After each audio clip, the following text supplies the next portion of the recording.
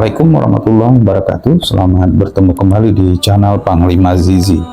Hari ini kita akan membahas tema ketiga hati berkata ya dan pikiran berkata tidak. Seringkali dalam hidup ini kita dipertimbangkan dan dijebak dalam keputusan yang kita pilih. Masing-masing dari hasil keputusan ini memberi makna yang berbeda-beda. Apapun yang kita pilih dan apapun dampaknya, kita tidak dapat kembali lagi terhadap keputusan tersebut. Hidup ini seperti jalan tol, hanya terdapat satu arah dan tidak bisa memutar. Tuhan menciptakan hati dan pikiran kepada manusia dengan satu alasan. Alasan inilah yang belum kita ketahui. Biasanya, dalam memutuskan suatu keputusan, kita sebagai manusia dikaitkan dengan yang namanya masalah. Selama kita hidup, tidak mungkin kita terbebas dan belenggu masalah. Masalah akan selalu datang secara tak terduga-duga dan menyusup di balik setiap ketenangan yang ada.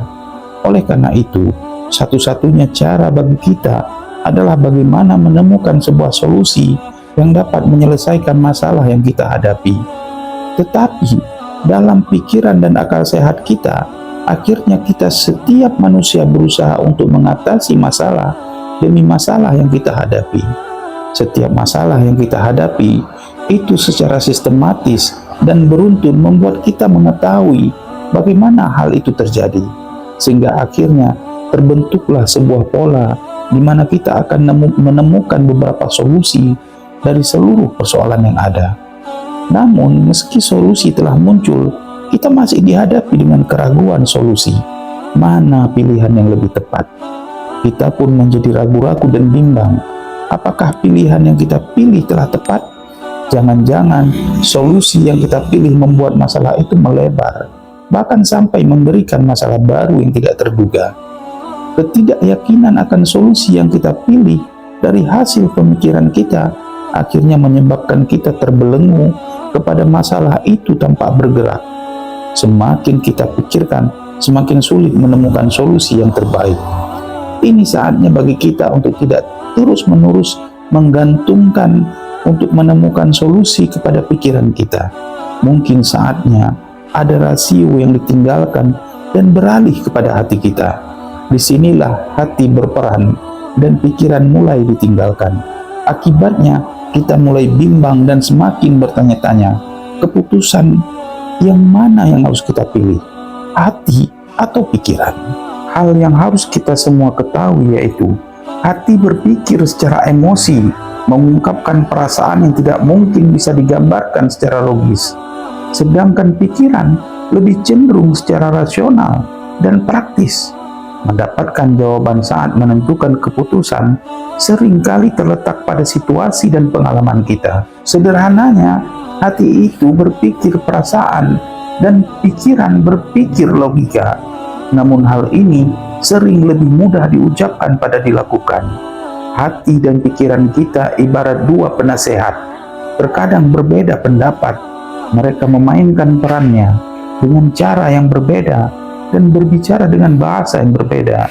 Jadi, hati dan pikiran memiliki perbedaan yang sangat signifikan. Untuk menghasilkan keputusan yang akurat dan tepat, selain kita telah mengetahui perbedaan hati dan pikiran yang signifikan, maka tugas kita selanjutnya adalah membuat hati dan pikiran kita bersatu untuk bekerja sama, serta memanfaatkan agar jawaban dan keputusan yang dipilih tidak penuh kebimbangan. Agar keduanya bisa saling bekerja sama, maka mulailah dengan berbicara dengan hati dan pikiran, sesuai perannya masing-masing. Pemikiran logis kita mungkin mencoba untuk memberikan jawaban yang paling rasional, tetapi harus sama pentingnya mempertimbangkan alasan dengan menggunakan hati. Meskipun membuat kita sedikit membingungkan, berilah sedikit waktu kepada diri kita sendiri untuk menarik nafas halus dan panjang. Tujuannya untuk menenangkan hati dan pikiran. Biasanya di saat seperti inilah jawaban dan keputusan kita akan muncul yang tepat. Kemudian kita akan memperhatikan pentingnya isyarat tubuh kita dan berbagai tanda yang dipancarkan terhadap situasi atau orang secara spontan. Tanpa sadar atau secara tidak sengaja, tubuh kita memiliki mekanisme tersendiri seperti memancarkan sinyal setiap kali kita menghadapi pada situasi yang salah. Untuk itu, kita lebih baik menggunakan hati kita yang jujur daripada pikiran kita yang cenderung manipulatif. Memang awalnya terasa sulit, namun percayalah, kita akan melihat perbedaan seiring waktu kita menggunakan. Jernihkanlah hati terus-menerus. Jangan berfokus hanya pada pikiran belaka, karena jika hati bersih, pikiran kita pun akan bersih. Serta jadilah hati nurani kita sebagai pembimbing dalam setiap langkah kehidupan. Baik masalah maupun persoalan akan terlewati secara indah, damai, dan gampang.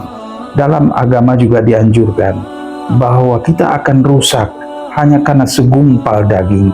Daging itu adalah hati, maka bersihkanlah hati kita, sehingga semua akan mencermin dalam panca indera perilaku kita dan aura-aura kita. Demikian ulasan kita pada hari ini. Terima kasih atas perhatiannya.